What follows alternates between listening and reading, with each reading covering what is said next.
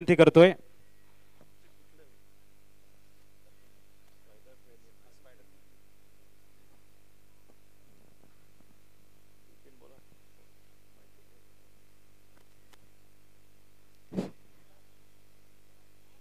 माननीय श्री गावित साहेब, त्याचप्रमाणे इथे उपस्थित असलेले सर्व मान्यवर यांचं इथे शब्दसुमनाने मी पालघर डहाणू तालुका स्पोर्ट्स असोसिएशन तर्फे स्वागत करतो।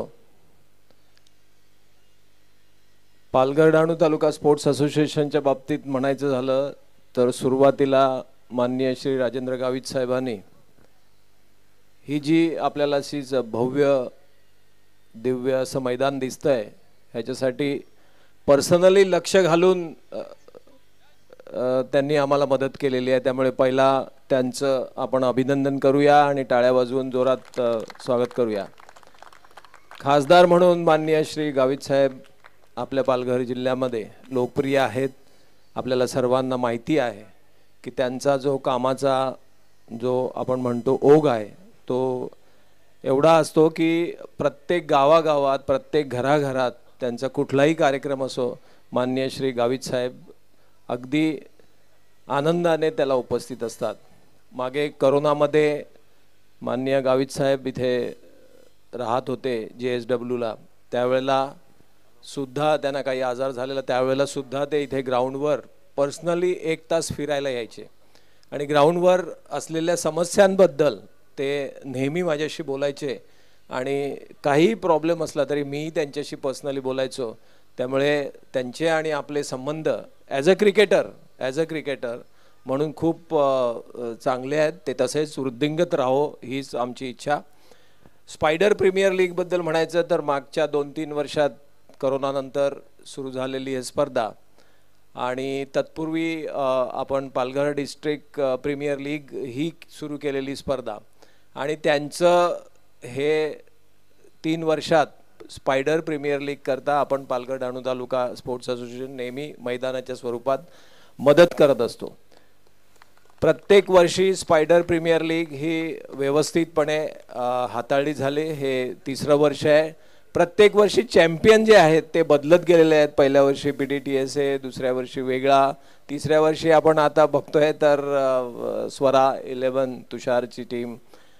ह्या सगळ्या चांगल्या क्रिकेटर्स म्हणजे आपल्या पालघर जिल्ह्यामधले जे चांगले क्रिकेटर्स आहेत त्यांना एक व्यवस्थितपणे प्लॅटफॉर्म मिळावा म्हणून उदयनच्या आणि ललित शुक्ला आणि त्याच्या फॅमिलीने हे सुरुवात केलेलं जे इनिशिएटिव्ह आहे त्याला आम्ही सर्व क्रिकेटपटूंनी पालघर जिल्ह्यातल्या यांनी सहकार्य केलेलं आहे।